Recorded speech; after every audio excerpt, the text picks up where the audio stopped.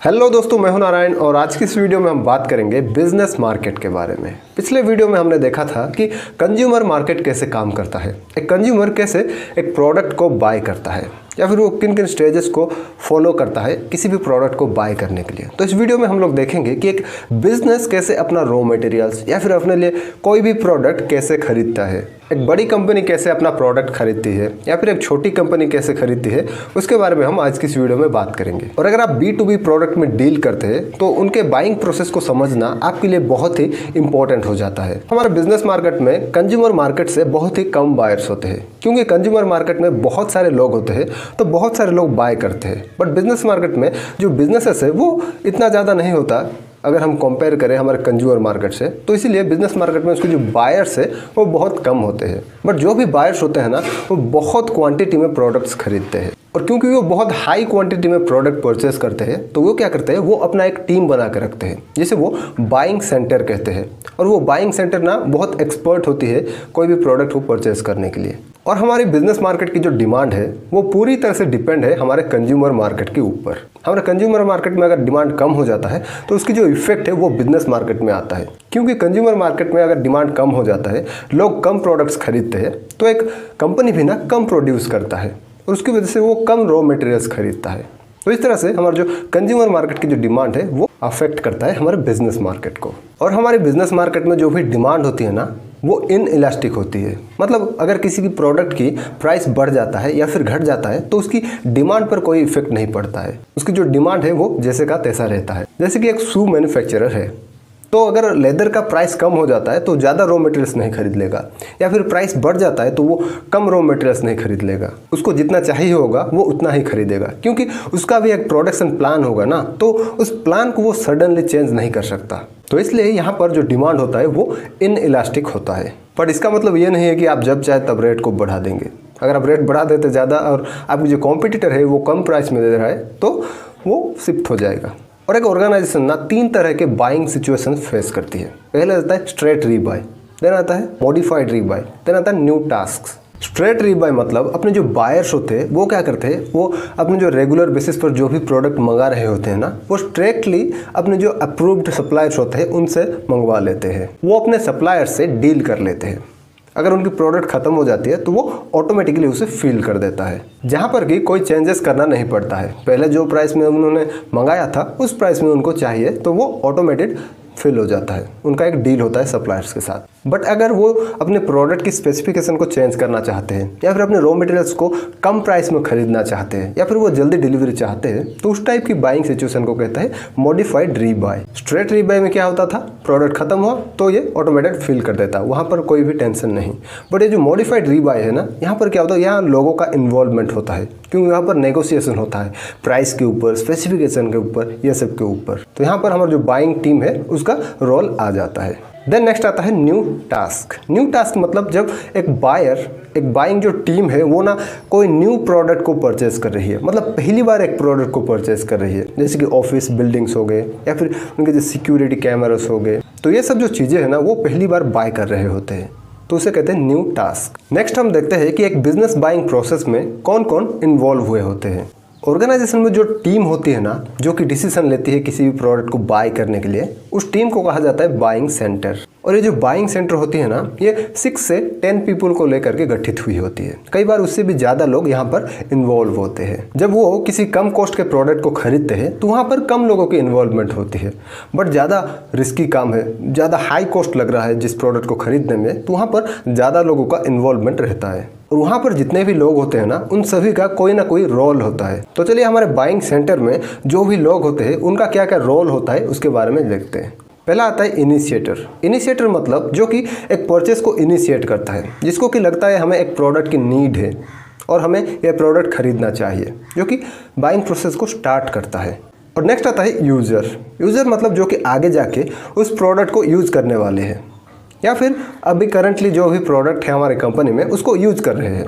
तो जनरली क्या होता है, हमारे जो यूजर्स होते हैं ना, वो किसी भी प्रोडक्ट को बाय करने के लिए इनिशिएट करते हैं, मतलब परचेस को इनिशिएट करते हैं।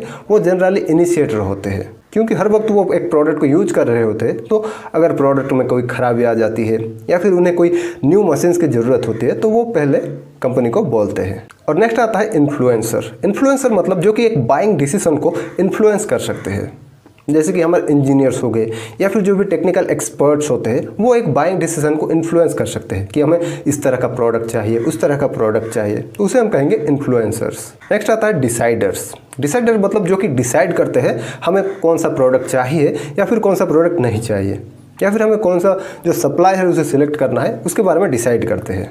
और आता है अप्रूवर्स। अप्रूवर्स जो कि डिसाइडर्स को अप्रूव करते हैं, बायर्स को किसी भी प्रोडक्ट को खरीदने के लिए अप्रूव करते हैं।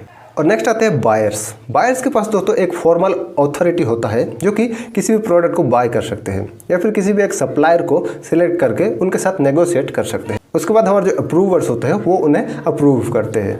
और नेक्स्ट आते हैं गेट कीपर्स। गेट कीपर्स जो कि प्रिवेंट कर सकते हैं एक सेल्स पर्सन को एक टीम की यूजर्स एंड डिसाइडर्स को मिलने के लिए, जैसे कि हमारे जो टेलीफोन ऑपरेटर्स हो गए या फिर रिसेप्शन पर जो भी लोग रहते हैं, वो लोग क्या कर सकते हैं, प्रिवेंट कर सकते हैं यूजर्स को एंड डिसाइडर्स को मिलने से। जैसे कि आपका सेल्स पर्सन कोई कंपनी में जाता है तो वहाँ पर जो रिसेप्शन पर जो लोग बैठे हुए होते हैं वो आपको कोई बहाना बना सकते हैं और उनके जो यूजर्स होते हैं और या फिर उनके जो डिसाइडर्स होते हैं उनसे मिलने को आपको नहीं दे सकते, तो इन सबको कहेंगे हम गेट कीपर्स। तो यहाँ पर हर एक लोग का एक एक रोल होता है या फिर एक लोग का मल्टीपल रोल भी हो सकता है।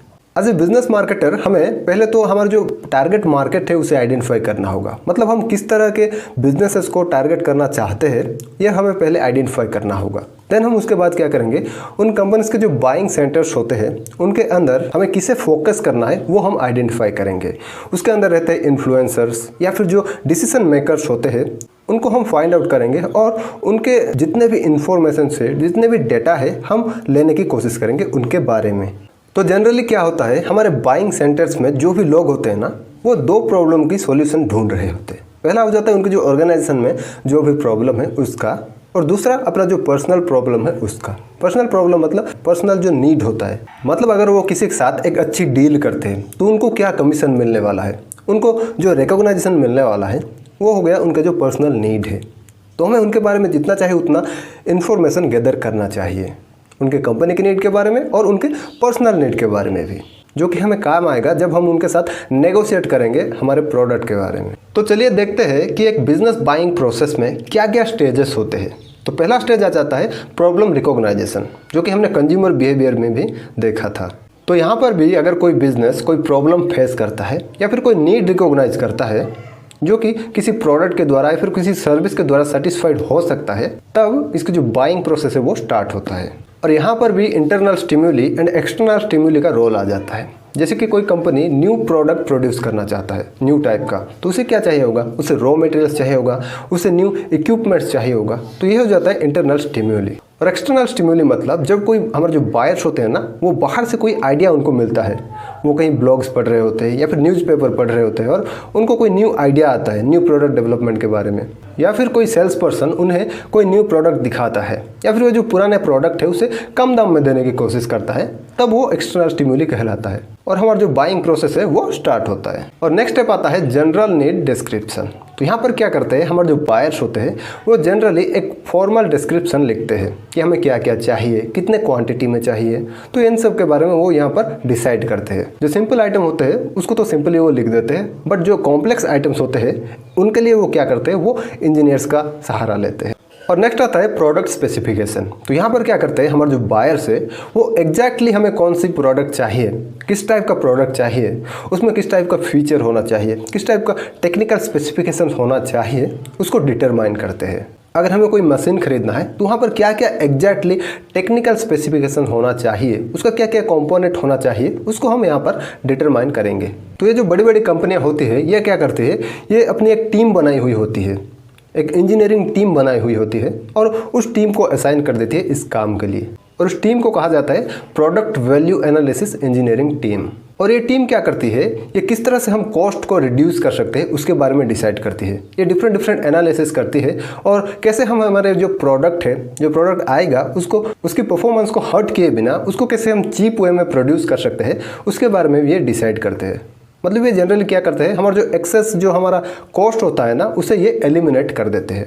और एज ए बिजनेस मार्केटर हम क्या कर सकते हैं, हम हमारे प्रोडक्ट के बारे में उन्हें डिस्क्राइब कर सकते हैं। हम उन्हें बता सकते हैं कि कैसे हमारा जो प्रोडक्ट है वो आपके इस नीड को फुलफिल कर सकता है, वो भी पूरे कम कॉस्ट में। और फोर्थ स्टेज है सप्लायर सर्च। तो उन्होंने क्या किया, उन्होंने अभी डिटरमाइन कर लिया कि उन्हें एग्जैक्टली क्या प्रोडक्ट चाहिए। तो अब वो क्या करेंगे, वो सप्लायर्स को ढूंढेंगे। तो वो कहाँ से सप्लायर्स ढूंढ सकते हैं, वो क्या कर सकते हैं, वो ऑनलाइन जा सकते हैं, वो डिफरेंट ट्रेड डायरेक्टरीज से ढूंढ सकते हैं, जैसे कि इंडिया मार्ट हो गया या फिर alibaba.com हो गया, या फिर वो डिफरेंट कंपनी को कांटेक्ट कर सकते हैं और वहाँ से जो सप्लायर्स की डेटा है उसे निकाल सकते हैं, या फिर वो ट्रेड जो एडवर्टाइजमेंट्स होते हैं उनको वो देख सकते हैं। और जब वो देखते हैं, जब उन्हें कोई सप्लायर पसंद आता है तो उनके जो बायर्स क्या करते हैं, उनकी फैक्ट्री विजिट करते हैं, ये देखने के लिए कि वो किस तरह से प्रोडक्ट को मैन्युफैक्चर कर रहे हैं या फिर उनके स्टाफ्स कैसे हैं। तो ये सब देखने के लिए वो फैक्ट्री विजिट करते हैं। तो देखने के बाद वो क्या करते हैं, एक शॉर्ट लिस्ट बनाते हैं, मतलब उन लोगों में से कुछ लोगों को चूज करते हैं। और नेक्स्ट स्टेज आता है प्रपोजल सोलिसिटेशन। तो यहाँ पर वो क्या करते हैं, वो जिन लोगों को भी शॉर्ट लिस्टेड किए हुए होते हैं उन लोगों को वो अपने कंपनी में इनवाइट करते हैं और वो रिटर्न प्रपोजल देने के लिए बोलते हैं। और जिन जिन का प्रपोजल उनको अच्छा लगता है वो क्या करते हैं, एक फॉर्मल प्रेजेंटेशन देने के लिए उन्हें फिर से बुलाते हैं। तो यहाँ पर दोस्तों एज ए बिजनेस मार्केटर ना हमें अच्छे से प्रपोजल बनाना, प्रेजेंटेशन देना आना चाहिए। हमें उन्हें दिखाना होगा कि हमारा प्रोडक्ट है वो किस तरह से उन्हें बेनिफिट दे सकता है, किस तरह से उन्हें वैल्यू प्रोवाइड कर सकता है। और सिक्स्थ स्टेप है सप्लायर सिलेक्शन। तो यहाँ पर बायर्स क्या करते हैं, फाइनली सप्लायर्स को सिलेक्ट करते हैं। वो क्या देखते हैं, वो सप्लायर की रेपुटेशन कैसा है, या फिर उसकी जो प्रोडक्ट क्वालिटी कैसा है, उसकी सर्विसेज कैसे है, प्राइस कैसा है, ये सब देख करके वो सप्लायर्स को चूज़ करते हैं। उन्हें एक सप्लायर चाहिए होगा तो वो एक को चूज़ करेंगे, या फिर जितना सप्लायर चाहिए होगा वो उतने को चूज़ करेंगे। और सेवन्थ स्टेप आ जाता है ऑर्डर रूटीन स्पेसिफिकेशन। तो यहाँ पर क्या करते हैं बायर्स, फाइनली हमारे जो सप्लायर्स होते हैं उनको ना अपने फाइनल ऑर्डर के बारे में नेगोशिएट करते हैं। उन्हें उनकी जो टेक्निकल स्पेसिफिकेशन होती है उसके बारे में बताते हैं, उनको कितना क्वांटिटी चाहिए उसके बारे में बताते हैं, उनको किस टाइम में डिलीवरी चाहिए उसके बारे में बताते हैं, रिटर्न पॉलिसी के बारे में बताते हैं। तो इन सब के बारे में वो स्टेज में बताते हैं। और देन लास्ट स्टेप आता है परफॉर्मेंस रिव्यू। तो यहाँ पर क्या करते हैं, जो बायर्स होते हैं वो सप्लायर की परफॉर्मेंस को देखते हैं, उनका प्रोडक्ट कैसे परफॉर्म कर रहा है, वो कैसे सर्विसेज दे रहे हैं, उसको ये यहाँ पर रिव्यू करते हैं। अगर वो वहाँ से सेटिस्फाइड होते हैं तो उनसे वो कंटिन्यू करते हैं, अगर वो डिससेटिस्फाइड होते हैं तो वो सप्लायर को चेंज भी कर सकते हैं। और अगर वो किसी सप्लायर के साथ रिलेशनशिप कट कर देते हैं तो वो क्या कर सकते हैं, वो फिर से सिक्स्थ स्टेप पर जा सकते हैं जहाँ पर कि सप्लायर सिलेक्शन होता है। अब उनके पास सप्लायर्स का एक लिस्ट पूरा होता है तो वहाँ पर जा करके वो फिर से अलग एक सप्लायर को सिलेक्ट कर सकते हैं। और एज ए बिजनेस मार्केटर हमें हमारे जो कस्टमर्स है उन्हें फुल्ली सेटिस्फाइड करना होगा ताकि हम स्ट्रेट रीबाई के अंडर आ सके। मतलब जब भी हमारे कस्टमर्स को कोई प्रोडक्ट चाहिए होगा तो हम डायरेक्टली उन्हें जगा सके। वो फिर से ये जो स्टेज है, ये जो प्रोसेस है उसको फॉलो ना करके वो स्ट्रेट रीबाई के माध्यम से हमसे डायरेक्टली प्रोडक्ट परचेस करें। ये प्रोसेस उन्हें कब फॉलो करना पड़ता था, जब उन्हें अपने जो प्राइस है उसमें कोई मॉडिफाई करना होगा, या फिर फीचर में कोई मॉडिफाई करना होगा, या फिर कोई न्यू प्रोडक्ट उन्हें खरीदना होगा, तब वो अपनी जो बाइंग टीम है उसे इन्वॉल्व करते थे और इस प्रोसेस को फॉलो करते थे। बट अगर हम उनके साथ अच्छी रिलेशनशिप मेंटेन करते हैं, उनकी जो भी नीड होती है उसको हम फुलफिल करते हैं, तो वो हमारे साथ स्ट्रेट रीबाई के अंडर भी कनेक्ट हो सकते हैं। और कुछ इंस्टीट्यूशनल ऑर्गेनाइजेशंस होते हैं जैसे कि स्कूल्स हो गए, हॉस्पिटल्स हो गए, या फिर हमारे जो जेल्स हो गए, तो इन्हें हम इंस्टीट्यूशनल ऑर्गेनाइजेशन कहेंगे। तो वहाँ पर क्या होता है, उनको भी प्रोडक्ट या फिर सर्विसेज की नीड होती है। जैसे कि स्कूल में बच्चों को खाना दिया जाता है, जेल में भी जो कैदी होते हैं उनको खाना दिया जाता है। बट वहाँ पर क्या होता है, उनकी जो बजट होती है ना वो बहुत कम होता है। तो अगर हम उस तरह की इंडस्ट्री को टारगेट करना चाहते हैं तो हमें क्या करना होगा, हमें अच्छी क्वालिटी में प्रोडक्ट प्रोड्यूस करना होगा, वो भी लो प्राइस में। तब जाके हम उस तरह के जो ऑर्गेनाइजेशंस होते हैं उन्हें टारगेट कर सकते हैं। और ऐसे ही गवर्नमेंटल एजेंसीज भी होते हैं। तो वहाँ पर वो क्या करते हैं, वो खुद आपको गाइडलाइंस प्रोवाइड करते हैं कि आप कैसे उनको प्रोडक्ट सेल करें। और अगर आप उस गाइडलाइन को नहीं मानते तो आपके ऊपर लीगल एक्शन भी लिया जा सकता है। और ये जो गवर्नमेंट एजेंसीज होती है ना, ये बिडिंग के ऊपर काम करती है। ये लोगों को बिड करने के लिए बोलती है, और जो लो बिड करता है ना उसको मैक्सिमम टाइम ये जो कॉन्ट्रैक्ट है ना वो दे देती है। तो अगर हम इस तरह की इंडस्ट्री को भी टारगेट करना चाहते हैं तो हमें लो प्राइस में काम करना होगा। ये तो हो गई बड़ी बड़ी कंपनी की बात। अब हम देखते हैं कि छोटी कंपनीज जो होती है वो कैसे अपनी बाइंग डिसीजंस लेती है। जो B2B मार्केट में छोटी कंपनियां होती है वो कैसे प्रोडक्ट को बाय करती है। तो यहाँ पर भी पहले हमें हमारा जो टारगेटिंग है उसे आइडेंटिफाई करना होगा। हम देखेंगे कि हम किसे टारगेट करना चाहेंगे। हम एक स्टार्टअप को टारगेट करना चाहेंगे या फिर एक मैच्योर कंपनी को टारगेट करना चाहेंगे जिसका कि 100 या फिर उससे ज़्यादा एम्प्लॉयज़ है। क्योंकि हर एक कंपनी एक तरह नहीं होती, तो हम किस सेगमेंट को टारगेट करेंगे उसे हम फाइंड आउट करेंगे पहले और सिर्फ उसी पर ही हम फोकस करेंगे। और हमारे जो स्मॉल बिजनेस के जो भी डिसीजन मेकर्स होते हैं ना, वो ऑनलाइन प्रोडक्ट को बाय करना पसंद करते हैं। मतलब उन्हें अगर कोई प्रोडक्ट चाहिए होगा तो गूगल पर जाएंगे और वहाँ पर सर्च करेंगे उस प्रोडक्ट के बारे में या फिर उस सर्विस के बारे में। तो हमें क्या करना होगा, हमें एक हमारी अच्छी वेबसाइट बनाना होगा और हम ब्लॉग्स के जरिए, कंटेंट मार्केटिंग के जरिए, गूगल एड्स के जरिए या फिर सोशल मीडिया एड्स के जरिए, ईमेल कैंपेन के जरिए हम क्या कर सकते हैं, हम डिफरेंट कस्टमर्स को एक्वायर कर सकते हैं। और एक बिजनेस मार्केटर के लिए उसकी जो रेपुटेशन है ये बहुत ही इंपॉर्टेंट होता है। तो इसीलिए हमें क्या करना होगा, हमें बहुत ही इफ़ेक्टिव मार्केटिंग प्रोग्राम्स क्रिएट करके हमें हमारी ब्रांडिंग करना होगा, हमें हमारे रेपुटेशन को हाई करना होगा। तो इस वीडियो में इतना ही दोस्तों, और अगर आप इस टॉपिक को और अच्छे से समझना चाहते हैं तो आप marketing management by Philip Kotler book को पढ़ सकते हैं। इसकी लिंक आपको डिस्क्रिप्शन पे मिल जाएगी। और अगर आप यहाँ तक देख रहे हैं इसका मतलब है कि आपको ये वीडियो बहुत अच्छा लगा। तो इस वीडियो को प्लीज़ अपने दोस्तों के साथ शेयर करें। तो मिलते हैं अगले वीडियो में, और तब तक के लिए बड़ा सोचते रहिए और सही डायरेक्शन में काम करते रहिए। Thank you so much for watching.